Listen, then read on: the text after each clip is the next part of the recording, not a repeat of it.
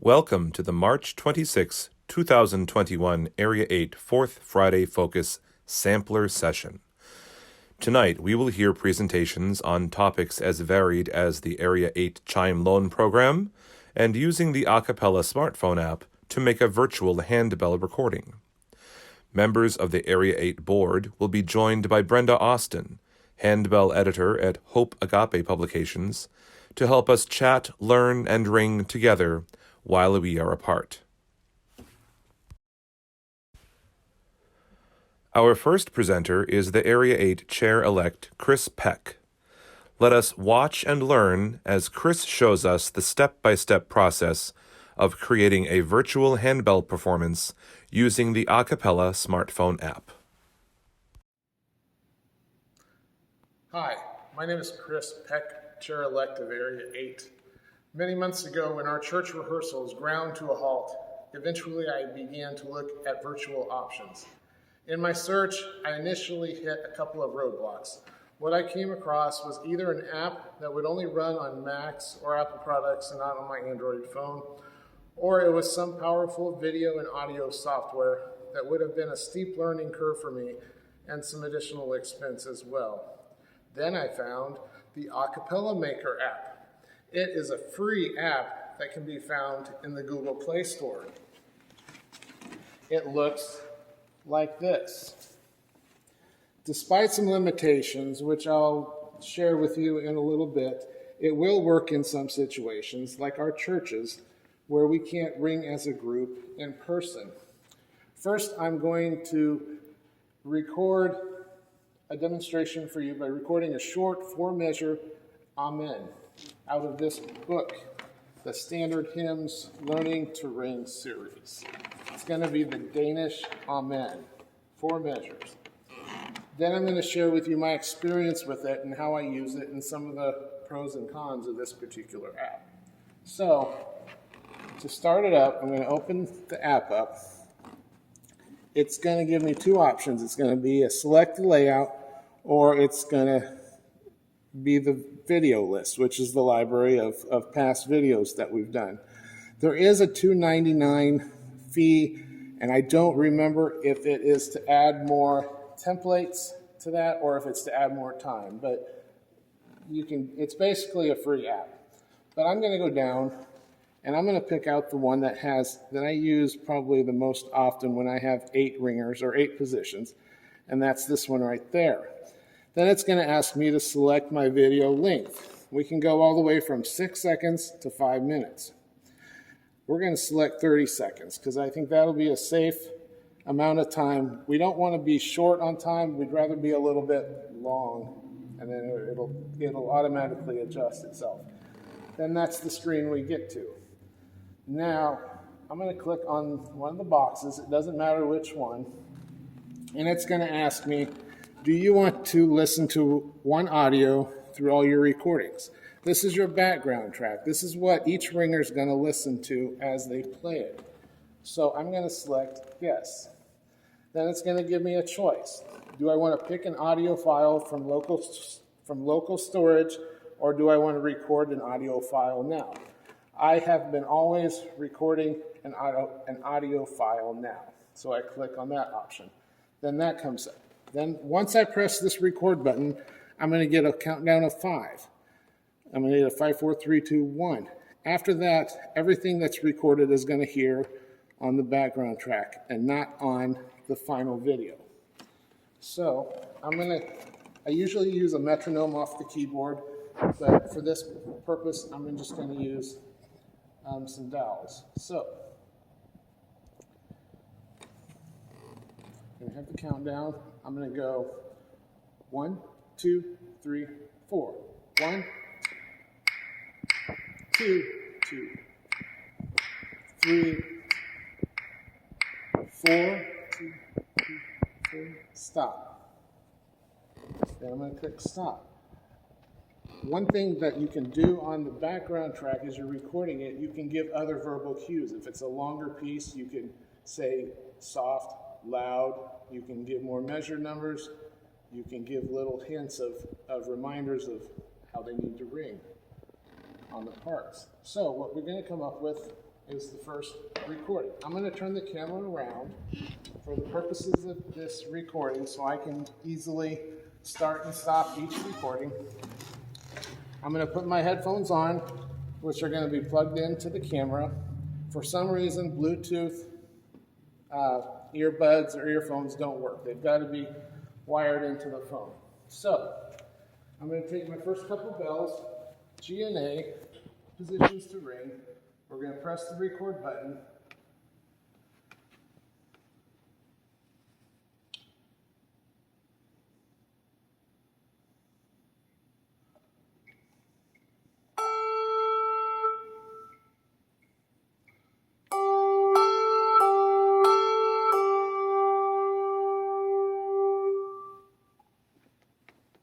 I'm going to press the stop button.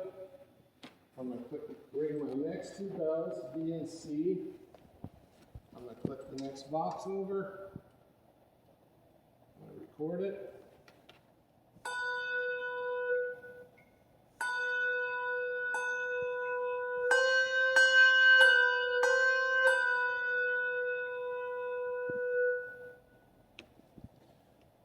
Stop that video. Recording. I'm going to pick up the D and E 5. Click on the next box. We're going to record that.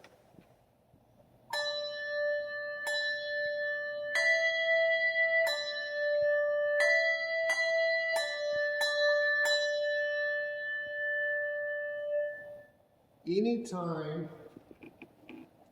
pick the next couple bells. Anytime after I record something, I always have the choice of pre-listen. I can always listen to everything so far, minus the background track. So if I need to record something immediately, I can fix that. So this is going to be part number 4. This is F sharp and G.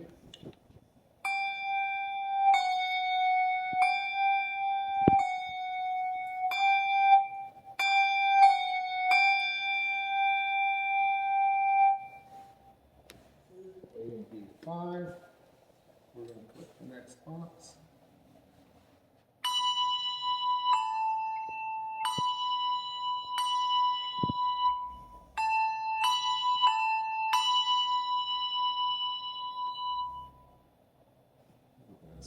We're going to stop that one. We're going to click on the next one and go to C and D6. We're going to record that part.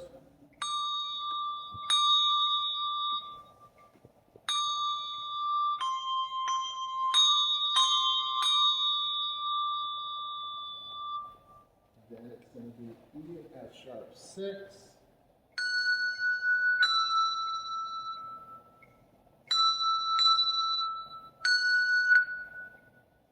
Last but not least, we're going to get the G6 in there. I'm doing your 8.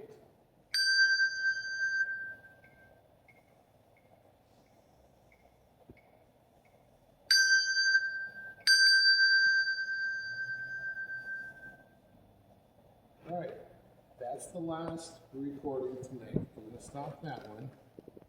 That's going to get on there. But if I don't want to pre-listen or record over anything else, I'm going to click on the Create button, and it's going to process that. With longer videos, it's going to take a little more time. This is only a 30-second video, so we're already at 25% almost. So if I had a good joke to say, I'd say it right now. We're at about 84%. Once this processes, the first thing happens, it automatically plays the video and audio back.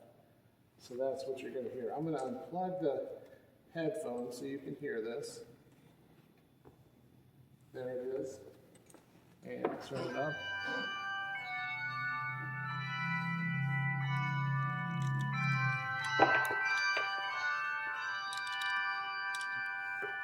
There's the video. The first thing I always do is I click the check mark so it stays there. Now I can go back to the video list and it's right there. In that menu, I can either delete it, I can share it, or I can rename it. So I'm going to play it for you one more time. This is the final product of 8 different ringers, or 8 of the same ringers, or a combination of.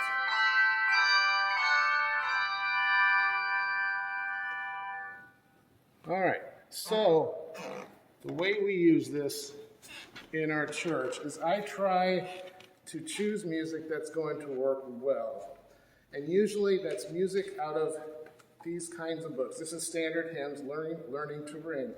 But any music that is maybe on the slow side is very chordal, music that everybody kind of has the same part to at the same time, that tends to work better than fast music and really intricate types of music. Individuals or couples that live in the same house will come to the church, and in about 10-minute intervals will record, and the next ringer or ringers will come in and record their part. Then I share the video with them that night by email, and sometimes it gets shared in the e-newsletter and the Facebook live stream worship services. My ringers do appreciate this way of ringing bells so far, as the alternative would be not ringing at all. They really seem to enjoy seeing how it all comes together magically after they record their parts. They're just amazed with it. Occasionally they might get to see each other coming and going, and I often get to visit a little bit with them during that. So there's some connection there. Downsides, upsides. There is really no option to edit the balance or the blend. What you see, what you hear is what you're going to get, aside from listening to it each time and re-recording every time you don't like it or something. So far as I can tell, 9 windows is a maximum. So there's 9 ringers or nine positions that you can use at the most. Dynamic contrast is a challenge, to be able to get softs to sound soft, get louds to sound loud.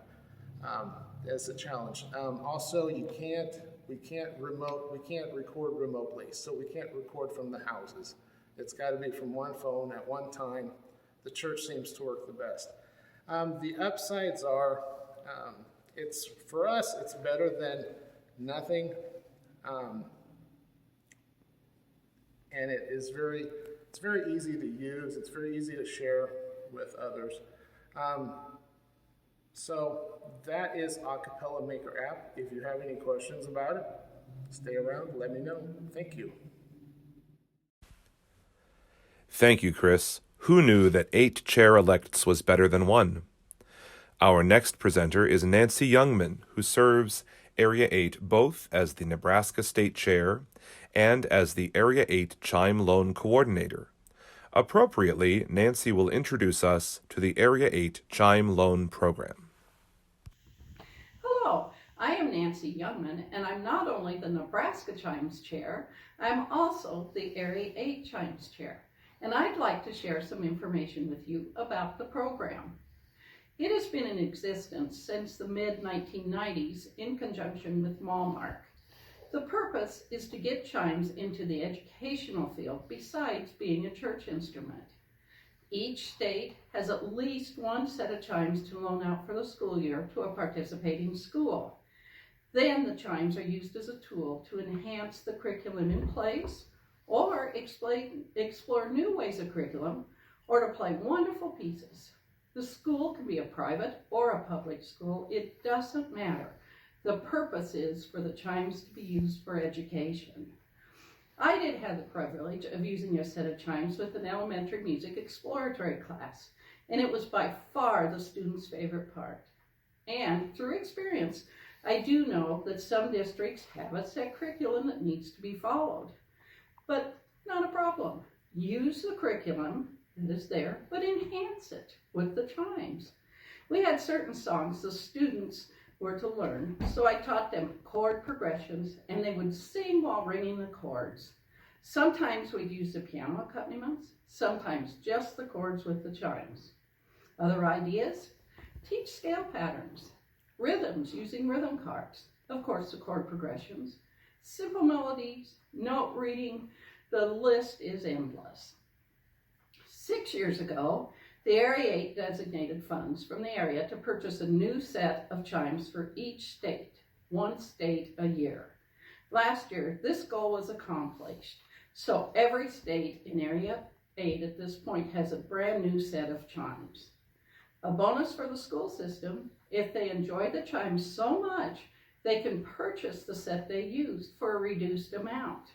The school that I taught at did purchase a set of chimes many years ago, and they're still using them today. Also in Area 8, a school taking part in the program gets a free membership to the Handbell Musicians of America for the year they are using the chimes. We also loan a set of resources to use for the year to help out, but really what you do is up to you. You can use a set, you can use them as just resources, or you can use whatever you want. At the end of the year, we do request a letter stating how you use the chimes. There have been so many great ways of using them. Right here is a part of my set of chimes for the Nebraska committee. We do use 3-octave sets. This here is just 2 octaves of it. They are the Malmark chimes. They have a lovely tone. And they are really pretty durable. If you are an educator or associated with a school system and are interested in the program, simply go to the Area 8 Handbell Musicians of America website. There you will find a variety of choices. Click on the Resources for Ringers. There will be a tab for the Chime Loan Program, and click on that. There you will find a lot of information and all the necessary forms. The application form will be there, and also a proof of insurance form from your school. Once you're accepted into the program, the principal will need to sign the proof of insurance, and you're ready to go. The State Chimes Chair will get the chimes to you and all ready for a year of fun. Happy chiming! Many thanks, Nancy. Our next presentation is part 1 of the Hope Agape Publications virtual repertoire reading session featuring Brenda Austin, Handbell Editor. An order form was sent to you in your registration materials, and a link to that form is being shown on the screen at this time.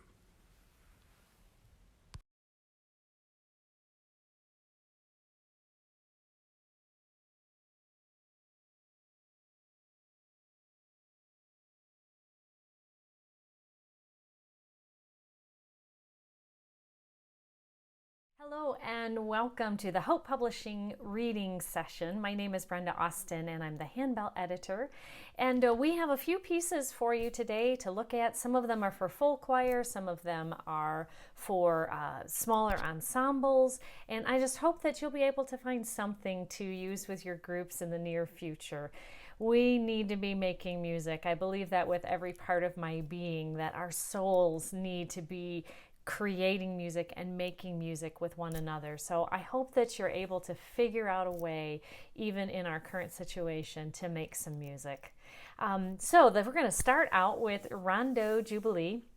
And this is one that I wrote. I had it in mind for festivals when I wrote it, but I think any celebratory occasion would work great. So I hope you enjoy Rondo Jubilee.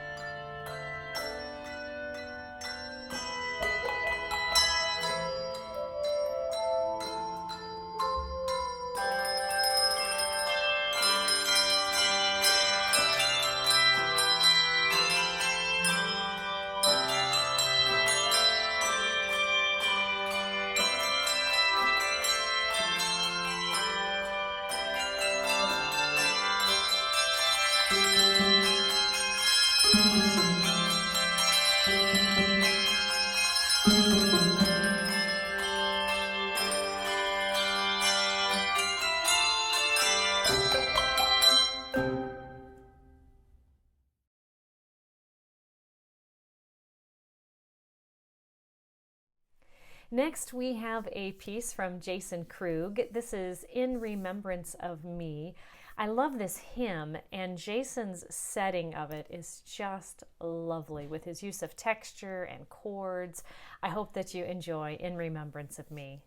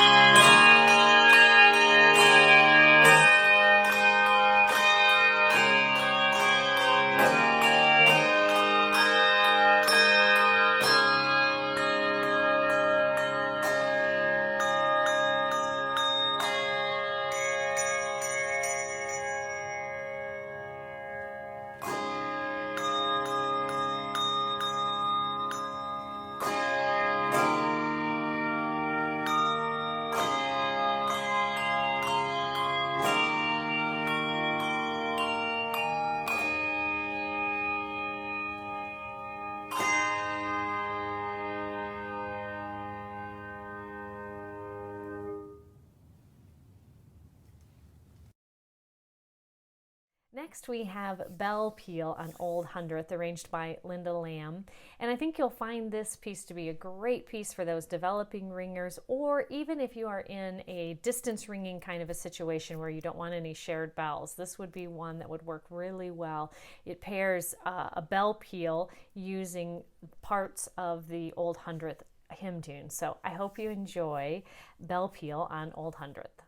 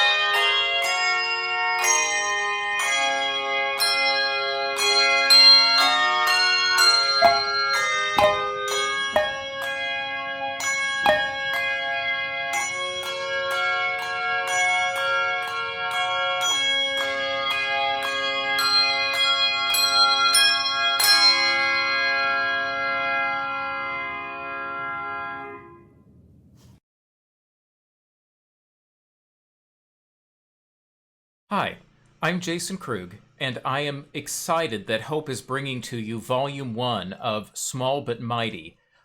These tunes, arranged for 12 bells, were a lot of fun for me to put together. I adore writing for 12 bells. I love the challenge of it and how musically satisfying the results can be. I hope that you will enjoy these arrangements, and I thank you very much for listening.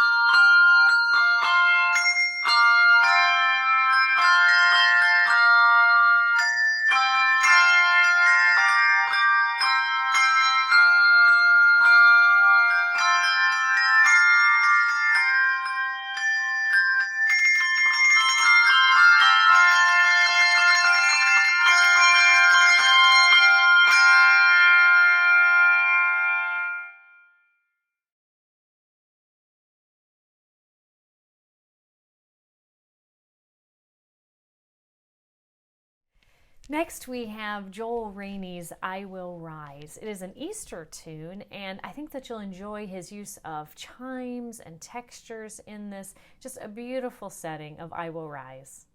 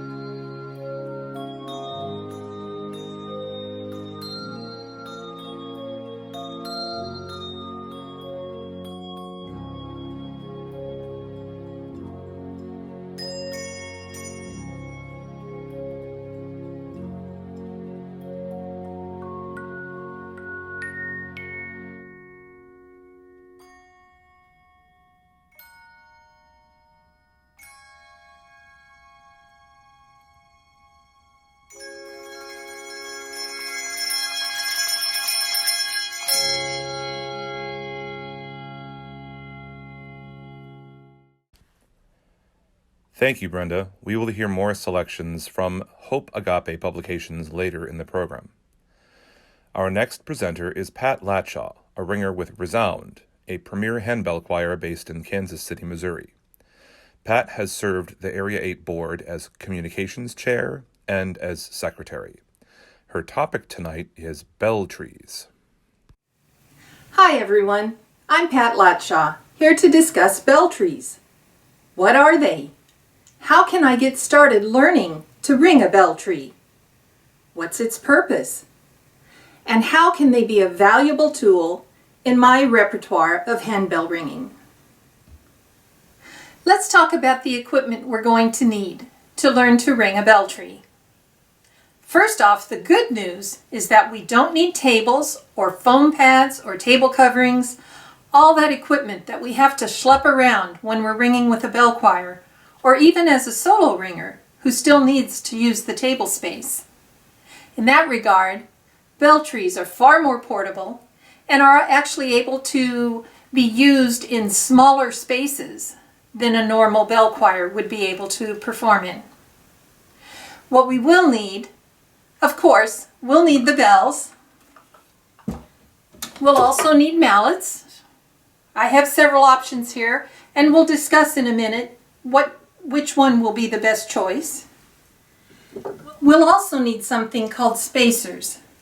Sometimes when you have your tree strung together and hanging up, the casting of the upper bell will rest against the handle of the lower bell and thus prevent it from resonating properly. There are several options when it comes to spacers. Based on personal preference, most of these can be purchased from any handbell vendor.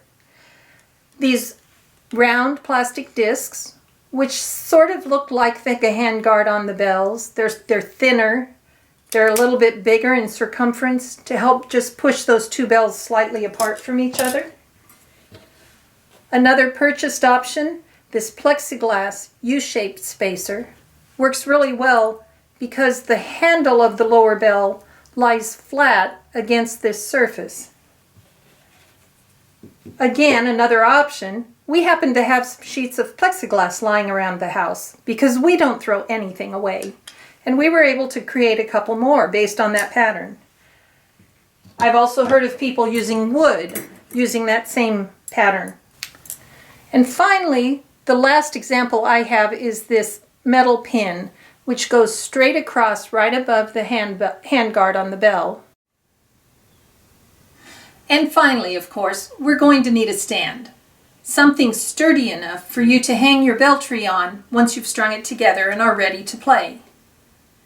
A search online will help you find professional models that are available for purchase. And there are also plans and designs available to build your own out of galvanized steel pipe. Whatever you use, make sure that the base is sturdy enough and broad enough so that it won't tip over, and that the pieces themselves are fastened together securely enough so that your bells are protected and secure. So now that we've covered all the extra equipment, how exactly are we going to put our bell tree together? Well, it's much like when you've strung together bells, if you've had to carry several from one place to another. You simply start with your lowest bell. In this case, I'll start with C6. Turn the next one D through the handle. Keep rotating it and putting the next bell through the handle. And at this point, we already have a bell tree. If we only needed these 4 notes, we could actually process with something like this. But we'll continue putting them together.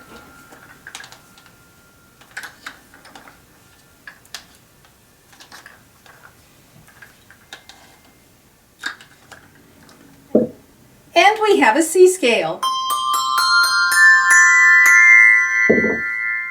We could use it just like this, but my arm is getting tired. So I'm going to go ahead and hang it up on my stand, and I'll be back with you shortly. Now that we have the C scale strung and hanging on our tree, let's see what it sounds like.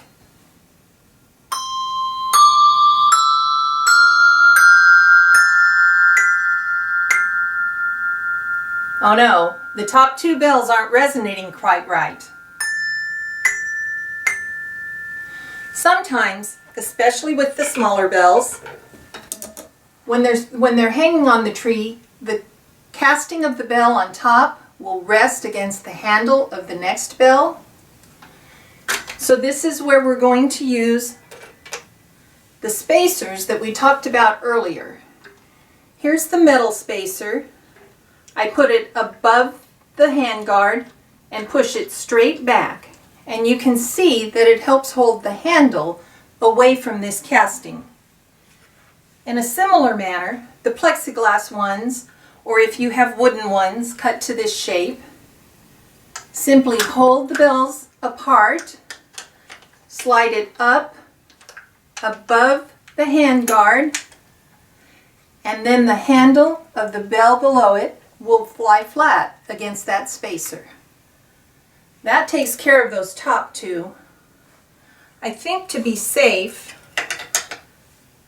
I'll put this one here. You just kind of look and see where your bells might be touching casting to handle, and that's where you would put your spacers. Another advantage of these two types of spacers is that they'll help keep the bell tree from twisting while you play. The round spacers that look like a handguard will keep the bells apart, but they don't always help with that twisting. So now let's see what this sounds like.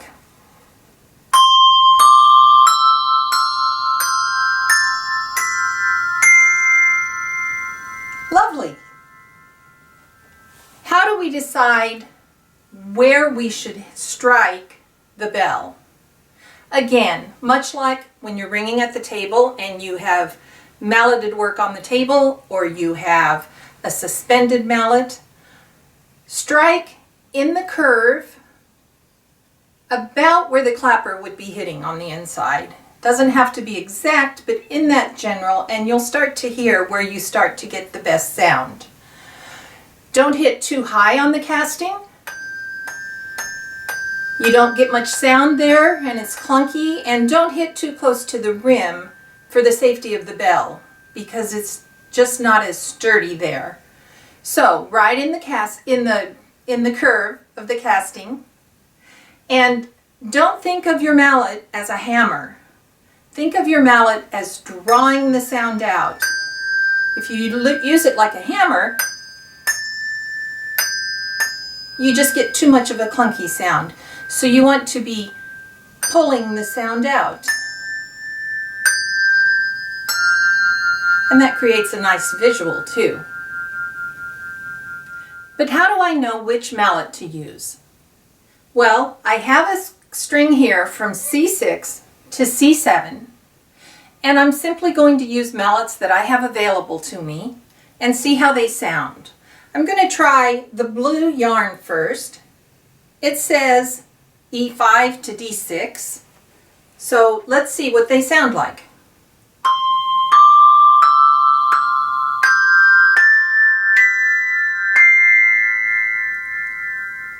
That doesn't sound too bad. Let's try another pair. The black rubber, which are designated C6 to G7,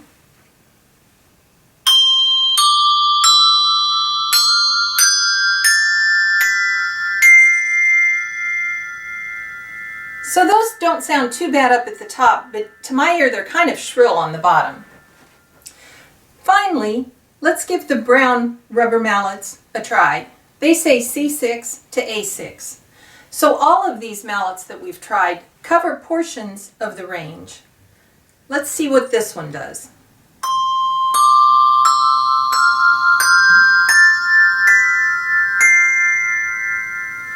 I think I like that sound for what we're doing today. The blue might have worked, and if we were to have more bells strung lower, the blue might be a better choice, so it covers the whole range. We also want to take into account the space that you're playing in. Are you in a large sanctuary? Are you in a small chapel? A large concert hall where the sound is going to resonate farther, need to resonate farther out? My best suggestion is to take someone with you to your actual performance space, have them stand in various parts of the room, and get their opinion as well as to what sounds the best. A bell tree is well suited to playing a simple peal, perhaps at the start of a service, or to announce a special event during the service, or perhaps in a concert if you have intermission to bring people back to their seats. If you go to handbellmusicians.org on the web, you can find this simple bell peal as part of an article on bell trees. And if you're a member of Handbell Musicians of America, you can find even more valuable information in the members only section. So here is a simple bell peal in the key of C, and a wonderful way to start getting used to where your bells are.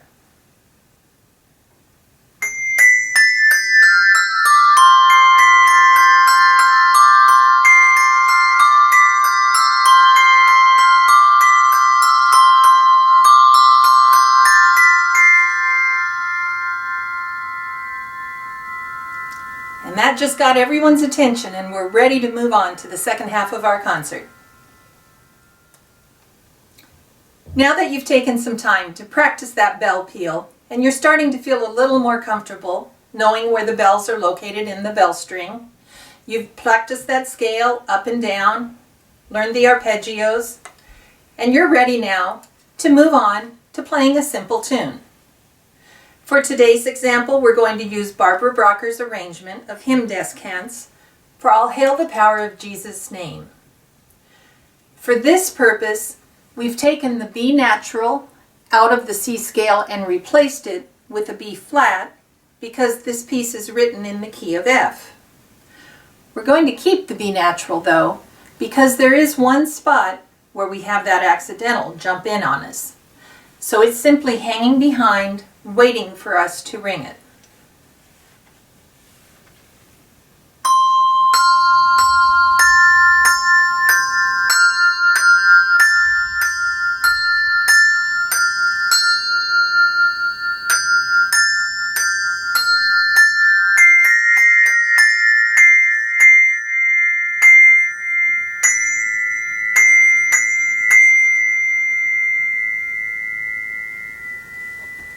So you'll notice in the hymn tune, when we played that B natural, it would normally go up to the D if we're following the melody line. But she gave us the option of playing either the D7 or the B6 in this case, and since I only have a 3-octave set of bells, I've gone with that option. Let's talk about a situation where you might want to damp out a bell. How are we going to do that? By its nature, the bell tree is a let vibrate instrument. We aren't stopping it by our shoulder, we aren't putting it down to the table. But in this one section,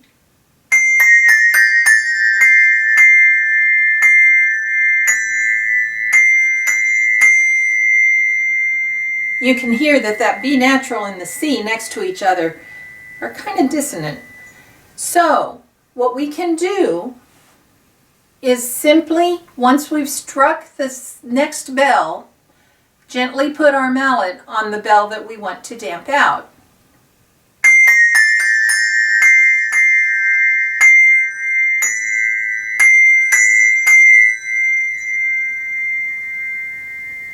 And there we get rid of that sound that's kind of grating on our nerves. Okay, so you could play that simple melody just as is. It would be a lovely offertory. You could have your pianist or organist play chords underneath it. You could also have them play the melody, or even while the congregation is singing the hymn, try out the second verse, which is accompaniment as a descant.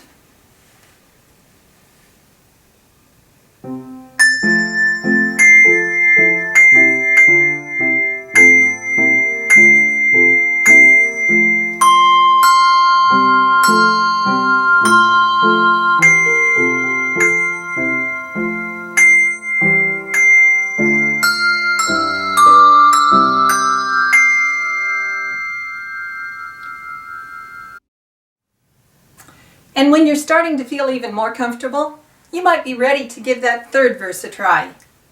Start slow in your practice and work up your speed gradually until you're ready to play it along with congregational hymn singing.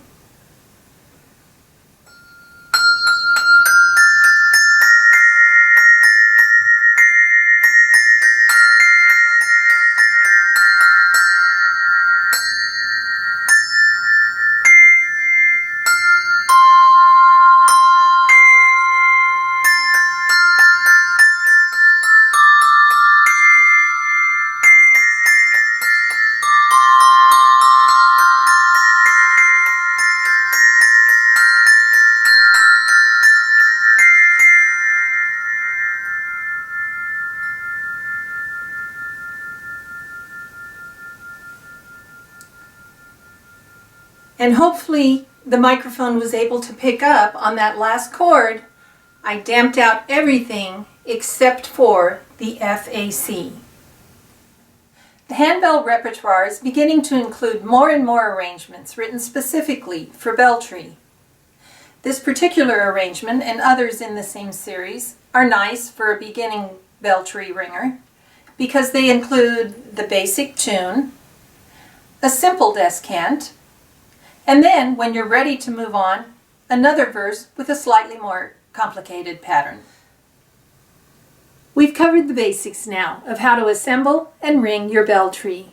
And for today's examples, we strung our tree with just the bells that were needed for the piece we were playing. But as you advance and start ringing more complicated music and perhaps even decide to ring more than one piece during a service or concert, you'll find that having just the bells you need in your tree could be a disadvantage.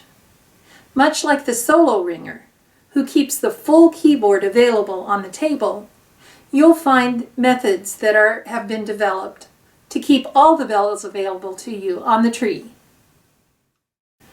If you're short a ringer or two, find music that has a melody line perhaps written on suspended mallet and put all of those bells on a bell tree for one person to ring. There's beautiful duet music available, or take a favorite hymn, have one ringer ring the melody on a bell tree while the other ringer rings perhaps the lower harmonies. Smaller bell trees, like that 4-bell tree that we saw earlier in the session, can be spaced around a sanctuary, while perhaps one person rings the melody at front from the table, and bell trees, consisting of different notes, ring antiphonally around. The possibilities are truly endless. I encourage you to think of new ways that you can use bell trees and to have fun with your newfound skills.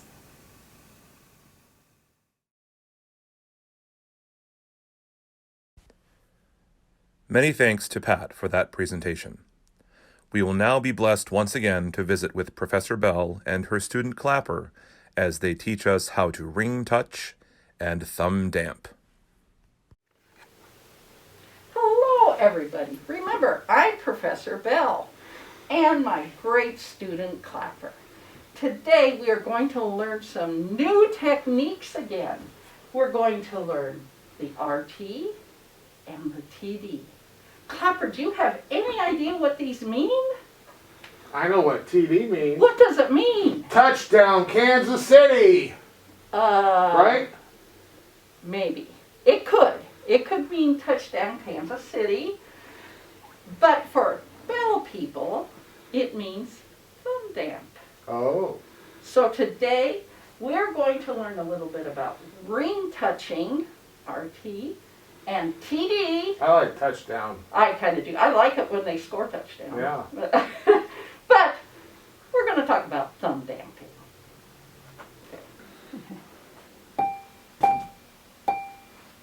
Oh, Clapper, you're practicing your malleting. Look at you draw that out. You are so good. Shall we talk today? Well, I think we probably won't use the mallets today. Oh, shoot. We I've don't been practicing with my I know, mallets. and I can tell you have gotten so good with them. Oh, But thank for you, today, Professor Bell. I think if you noticed when you tried to mallet the chimes, it didn't work very well. It doesn't work very And that's well. why we didn't work with the chimes when we did the malleting. But ring touch and thumb damp, we can do. Now, what do you think ring touch is? Grab the G5 there Okay. and show me what you think a ring touch is. Ring touch? Ring touch. Well, you rang it and you touched it. Do you think, Right. have you ever seen anybody ring it and then do that? I think there's a better way. You think so? I think I so.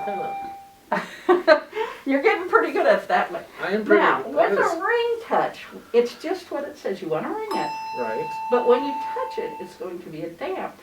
And so when you're going to ring very close. It's going to be a short note. So it's going to be ring, note very close. Oh. That's still not quite short enough. Right here. There you go. You're going to go ring. Now, when you do it, It's not. do you it's know? not I was going to say, cutting did you off. notice when I do it? Listen to me. Okay. It's right off. Now you do it. The, the problem is that when the bell is ringing, the whole bell is vibrating. All of this is. So if you touch too little here, this part is still going. So you need to get a little more of the edge in. You don't want to just touch the edge. Okay. You want to get part of the bell in. But real quick and short. There you go.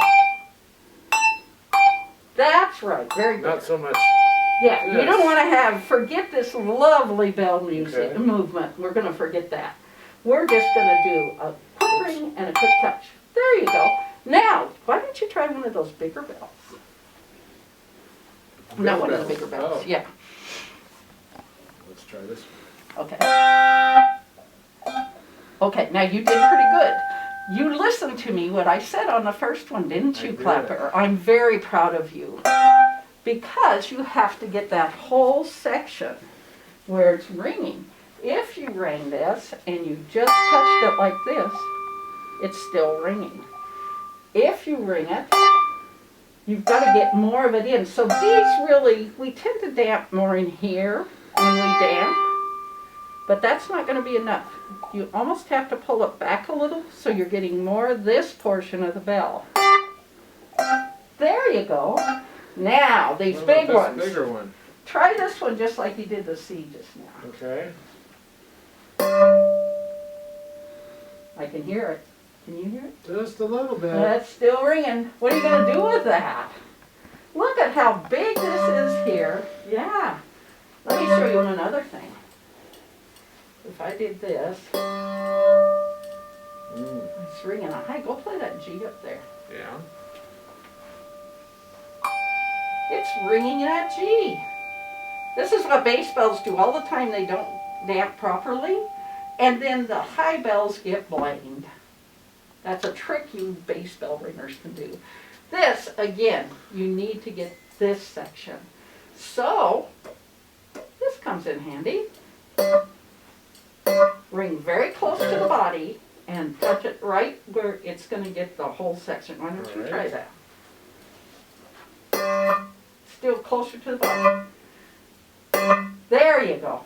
The trick with the ring touch, it's not a staccato sound like malleting or thumb damping, but it's a cut off quickly sound. But what And if so you need to be very close to your body when you ring it. What if you'd ever ring? Would you ever ring touch two bells at one time? You could. Okay. So why don't you come up here? Let's do the G and the B, and that will Okay. sound a little bit together. 'Cause that's going to be a little hard. Oh, to you do. mean, okay, like that, yeah. Or, well, either way. Okay, try I've got two, one in yeah, each let's hand, say you have one in each hand, now I'm let's gonna- try. See, I'm going to keep That's- both of them really close. really close, there you go. That, did you notice when you were farther out, you heard a thump, and it also bounced. You don't want that, so you want to be nice and close, but yes, there you go. Okay. Now, let's say you are a Shelley ringer, and you need to ring touch, or you have two that you have to ring at once, You're going to ring close to the table, or you can here or here. To tell you the truth, I find it easier here. And that I got a clunk. Or on the table. You're getting a da-da. Da-da. I am. That's close. It takes some work. To tell you the truth, I like it best on the table because it gives a little ring. Here, because the bells are a little different, or in your body, there might be bumps, things like that. A bone right there that it's going to hit and clunk. That's not so good. But on the table, if you just ring it off the table and into it, you get a pretty good ring touch. That's better. Okay. One problem is if you have a bigger bell and a littler bell, sometimes the big bell will hit the table and the little bell won't. So you have to be very careful with that too. Okay. Okay.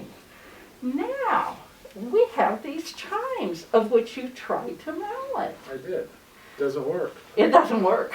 So, we don't mallet chimes, but you can ring touch a chime. Why don't you try that, Clapper?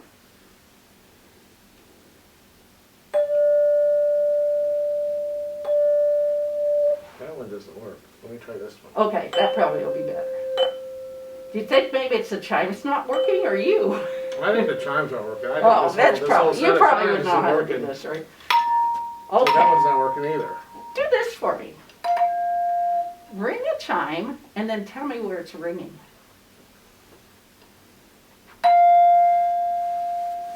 Right here? No, that's, you touched it and it kept ringing. Try it again. Oh. So where's it ringing? Right here. Yeah, so what do you have to stop to You've stop got the to stop sound? this part. That's right. Just- So with chimes, when you're going to do a ring touch again, very close, but you're going to have to turn it. So close to your body. There you go. Yeah. A little quicker. There you go. Okay. There you go. That's a little trickier. You can ring touch chimes. Okay. It is a little trickier. Chimes are easy to play, but there are tricks to the techniques. Now, let's go on to the TD. What did we- Touchdown, Kansas City! Yay! Yay! It's too bad Kansas City didn't score a few more in the Super Bowl, huh? Yes, it is. Or should I even bring that up to you? Oh, don't. Okay, forget we ever said that. That's what Bell. I'm sad. I know. Well, a thumb damp. Would you like to show me a thumb damp? Grab a bell. Thumb Show me a damp. thumb damp. Let's try this one. Okay. That sounds, thumb damp sounds like I'm going to ring it and I'm going to damp it with my thumb. I still hear it Right. ringing. Try it. But it's still sounding. It's still sounding. It is. So what are we going to do? Put both thumbs on it. You about could, but what if you had a bell in each hand? Then what are you going to do? Then I can only use one thumb. I know. Or maybe some, Now, maybe another the trick finger, but then it's not a thumb damp. with a thumb damp is actually a staccato note. Okay. And remember with malleting, when we malleted, it was very short and percussive. Thumb damp, you're going to hold the bell in your hand and put your thumb on the bell, but keep it on the bell. Okay. And then you're going to ring it. That's pretty good. Mine's ringing more, isn't it? It is. Sometimes they ring a little bit more. So a thumb is not enough. But they're not going to write down every finger you should use. And to tell you the truth, somebody like you who has bigger hands than I do can probably thumb damp lower bells than I can because your thumb's bigger. But if it rings through, put a finger up too. There you go. That's right. And it's nice and percussive, isn't it? It is. Very short and percussive. And you get the smaller bells. A smaller bell, if I have a finger and a thumb on it. But is that lovely? I thought it sounded nice. I think it sounds like a woodpecker. Oh, you know what? It kind of does. Now, because it's littler bells, You can actually probably just put a thumb up on them. Now, notice I have my thumb about halfway down. You have your whole thumb and yours is still too short. So pull your thumb down. There you go. Now maybe just up a little. There you go. We want the tone, but we want the tone short, and you don't want a clunk. No You don't want clunk. that. No Okay. clunk. No Clunk clunk. is not good. No. So tone, short, and you have to kind of experiment. This bell in our set is very bright, and a thumb very rarely will do it. Where this is the bell right next to it, the thumb does it. So usually the person playing this bell does have to put a finger around the back. And I even had to do more. It's a bright bell. Okay, when you have the lower bells, what's the problem, do you think, there? Not enough Not enough. fingers. Not enough thumbs. fingers. So you're using, there, yeah, you probably were okay with 2 fingers. Yeah. You still want the, Still want a little sound in yeah. there. Now, I'll show you with me, if I tried to do it with 2 fingers and a thumb. First off, it hurts my thumb. Second off, my hands aren't big enough. This is a C4. When you get down to there, it really, the hand size determines it. It's very hard to thumb down. Now go ahead and try the G3.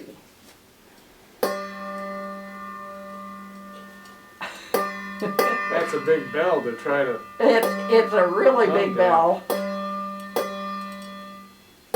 There you Almost the go. whole It's hand. almost the whole hand on there. And then I don't feel like I have a. No control of it.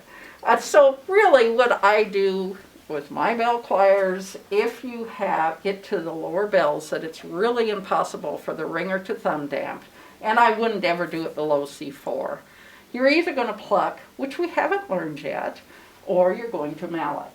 It is a percussive sound. It's a stop sound. It doesn't quite, malleting and pluck and thumb damp all have a little different ring to them, so there's a little difference, but it still keeps it as a staccato note. Now you have your chimes. Do you think you Can can these thumb thumb damp damp? a chime? Where did we say the chimes ring from? From here. Yeah. So what do you think you're going to have to do to thumb damp those? Let me put my thumb on that. Okay, try that. Now again, you have a little bigger chime there. This is a smaller chime. If I do it with just the thumb, and of course I'm doing it the wrong way, I can do That's it. not your thumb though. It's not my thumb. That's not your thumb. And I This tried to is do it with thumb my big. thumb and I couldn't do it very well because then you're turned. Oh. So guess what? You I'm not can gonna use thumb the thumb. damp on chimes, Mhm. but you can't use your thumb. You're going to use your finger. Well, then it shouldn't be called thumb damp. I know. Do you Okay. want to change that to Yeah, the... I like to. Okay, what would you like to name it? Let's Clapper. call it index finger damp. Index finger damp. And so we would have IDD. That's right. The IDD. I think we probably won't change the name. We'll keep it thumb damp. But you do want to, this is what is vibrating. So that's what needs to be covered. Now again, the smaller ones I can just put my finger up and I can get a thumb damp. There you go. So really, more. with the bigger ones, you almost have to slide your whole hand up on the bridge to get it. And that's still even... So I've got my hand clear up on the bridge. We're going to play a piece for you now. We have, of course, Clapper. Clapper, wave at the camera. And we have our good friend, Crystal Bell, who played with us the last time. And join us today is the Kurt. We're going to play a section from The Journey, which actually uses chimes as a thumb damp. And now, here is The Journey. 1, 2, ready, play. And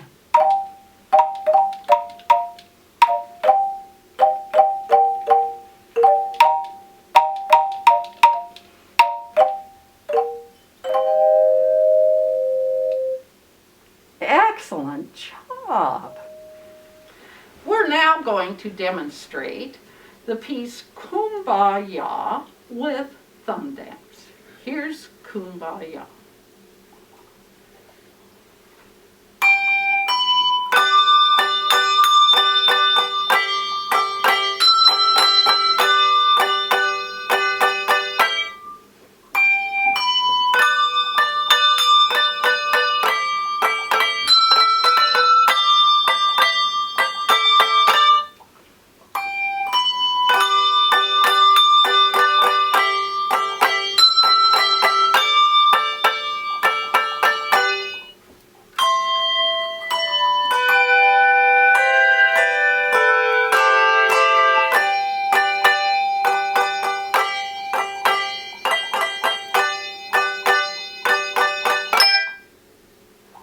How was that, Professor Bell? How did we do? That was wonderful. How were my thumb damps? Your thumb damps were And my ring perfect. touches. How were my ring touches? The ring touches at the end was fantastic.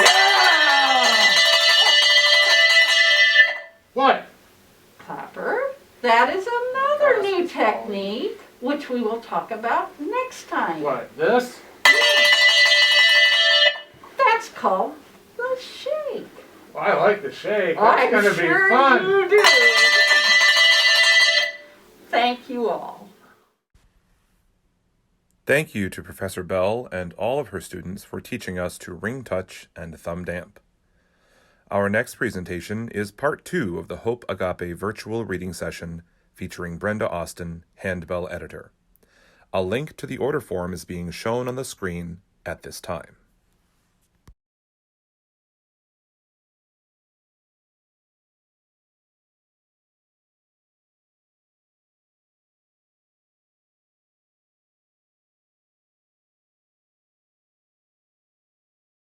Alleluia, Give Thanks, arranged by Sandra Tucker.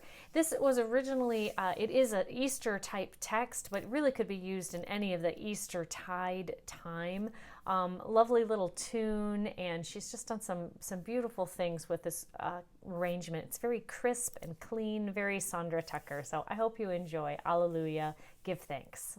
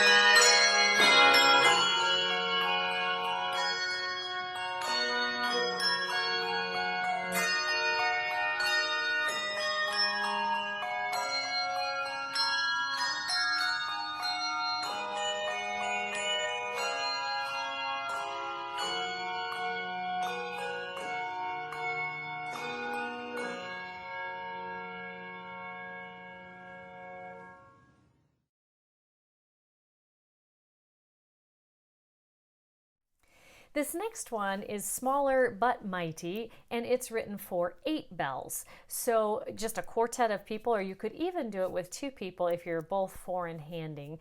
And I chose to show you a version of a performance. These are my kids and I, and we recorded this. So I hope you enjoy a little different take here on "O Come All Ye Faithful" from Smaller but Mighty.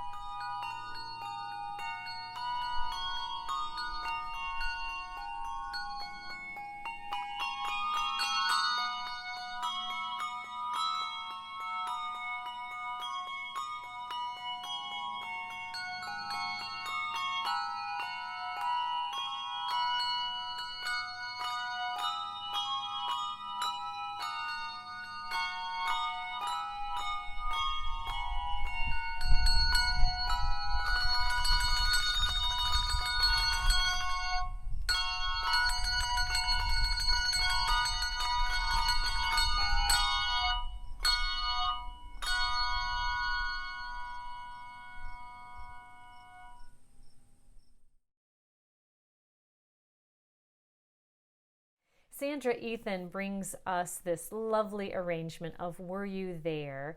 She uses the LV technique. It has a impressionistic kind of a sound, and she has such a lovely way of taking a level 1 piece and making it sound grand and big that even when we've got developing ringers, they still want it to be interesting, and I think she's done a beautiful job with this. It would also work really well in a distance ringing type situation where you don't share bells.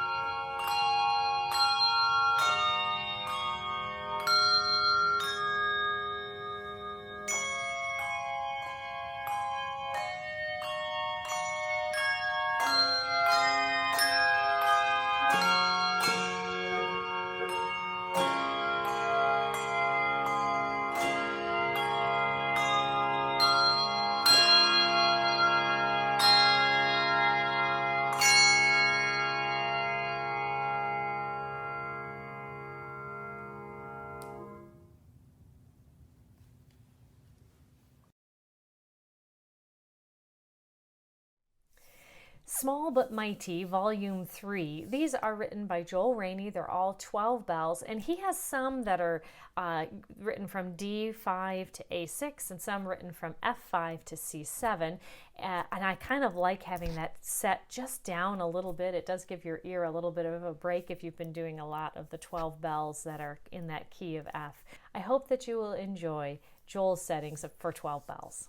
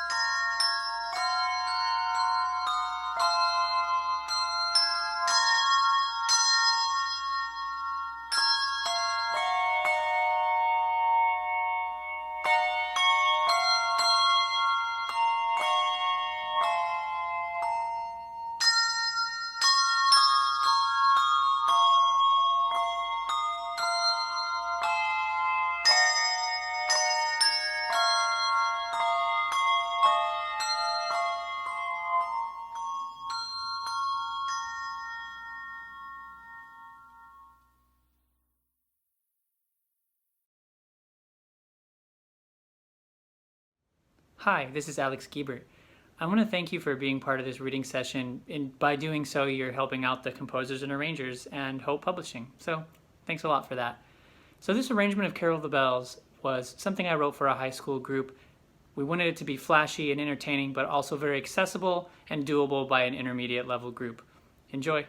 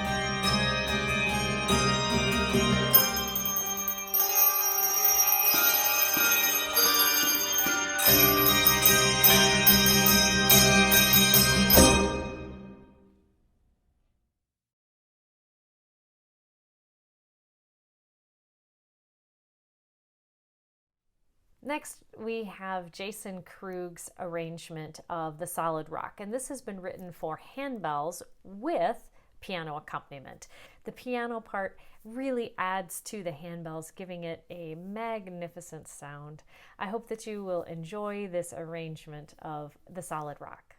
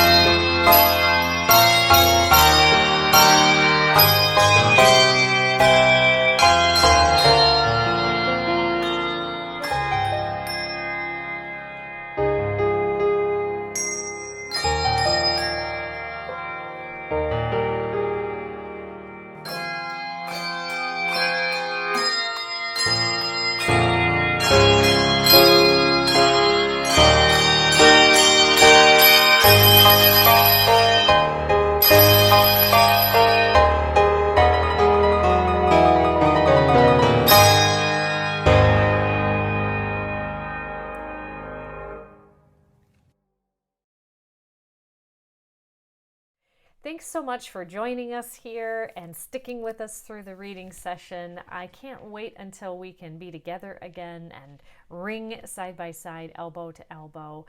I do see the light at the end of the tunnel, and I know that we will be together soon. In the meantime, if you have any questions or concerns, please feel free to contact me, Brenda at Hope Publishing, or go to the website at hopepublishing.com. Love to hear from you. Continue to reach out to one another and see how we can continue to make some handbell music.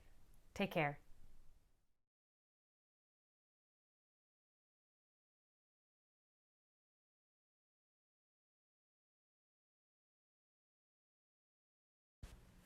Many thanks to Brenda Austin, her family, as well as composers Alex Guibert and Jason Krug, and everyone at Hope Agape Publications for that virtual reading session.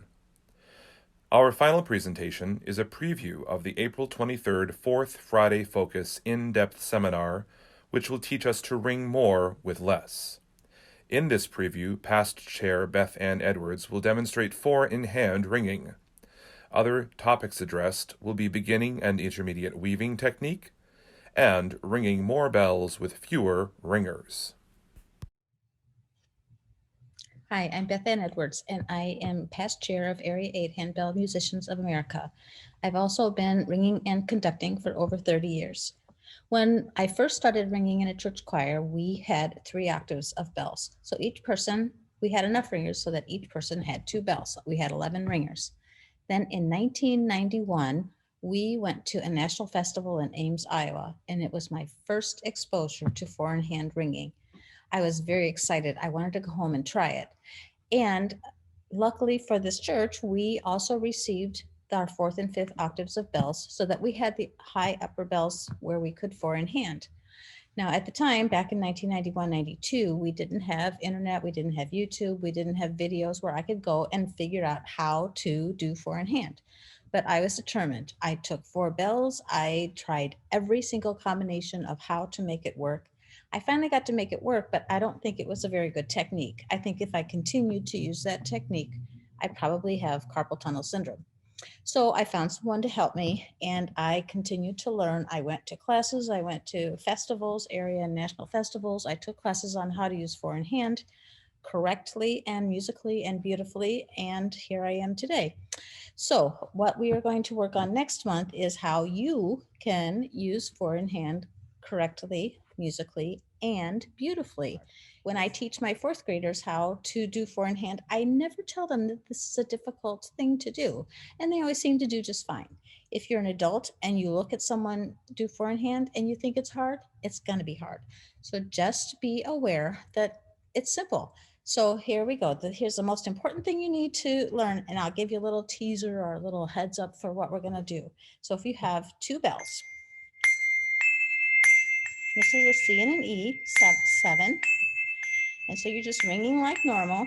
Now you need to add bells to your hands. So now I have 4 bells in my hand. So I got my pointer in between the 2 bells, my thumb, and then my 3 fingers over here. Now here's the most important thing that you need to know about 4-in-hand. Which direction do the clappers go? Now in this situation, the clappers on top go up and down. The clappers on the bottom go sideways. So you have to turn your bells 90 degrees, make them ring. Yeah, that's the easiest thing, and that's the best thing you need to remember is which direction the clappers go. So next month, I'll show you how to pick up the bells. I'll show you how to put them down. I'll show you how to make them ring alone, together. We can do Shelleys. We can do it so that the clappers all go in the same direction. So they ring at the same time. We can do all those techniques, and by the end of this session, you will be pros. I hope to see you next month, and thank you so much. Bye. Thank you again for joining us for the March 4th Friday Focus Sampler Session. Please take time to join us in the Google Meet chat at the conclusion of tonight's program. A link was sent to you in your registration materials. Please also check the status of your Handbell Musicians of America membership. Many of our individual and organizational memberships are up for renewal on March 31st, and we don't want you to miss out on any member benefits in the coming year. Many of these benefits are found at handbellmusicians.org, including the quarterly Overtones magazine, which is available both in print and online versions, members-only resources for community and professional groups, for education, as well as for faith-based handbell and hand chime programs. There you will also find resources specially for ringers that will help you chat, learn, and ring together while we are apart. Would you like to attend the 2021 Handbell Musicians of America National Seminar in Phoenix, Arizona?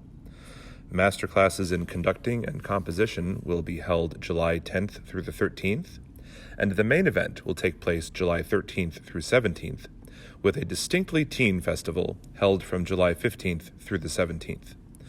Let's hear from 2 Area 8 members who attended their first national seminar in St. Louis during the summer of 2019. Hi, my name is Laura Cup, and I'm going to talk to you about my first time at National Seminar in St. Louis. What prompted you to attend the National Seminar in St. Louis in 2019, and/or why haven't you attended in the past? The reason I went to the National Seminar in 2019 was because it was close by. So I live in Chicago, the area right now. It was in St. Louis, so it was very convenient to get there for travel. I also have ties to the St. Louis area, and I've been an active member in Area 8 on the board. And so I also came to kind of help out a little bit as well as attend myself.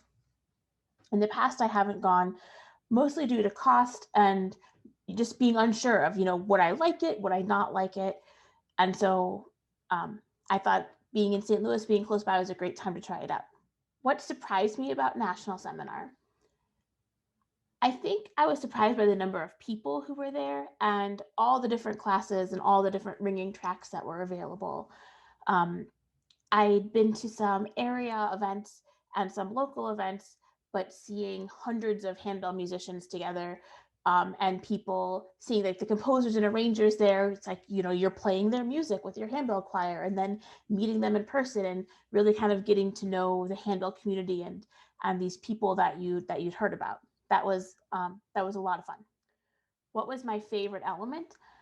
I think my favorite parts were the ringing tracks. So I specifically went to one that was music from young composers, and most of those composers were there leading us in playing through their pieces. And it was people from all different abilities playing together, and it was a really great time, especially hearing some of the backstory about, how the composers wrote these pieces, sort of different feelings they were trying to elicit in different passages, and just having that extra element of musicianship in with the ringing was just great.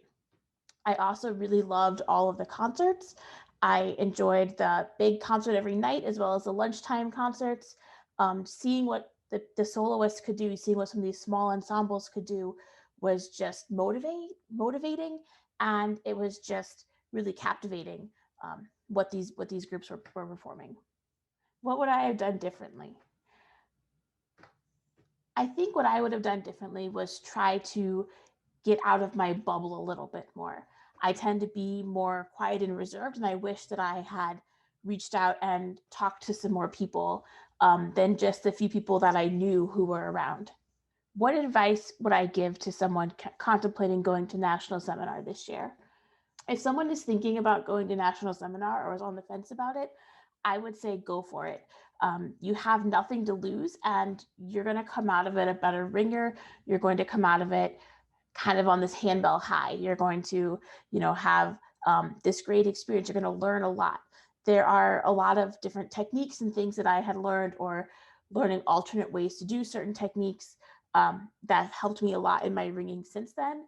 And even just the chance to play different music and play some pieces that you sort of prepare on your own ahead of time in these ringing tracks, and then hearing it all come together with musicians that you've never even met before, but you come together in this room and you're playing the same piece together, and it's music, and it just sort of happens like that.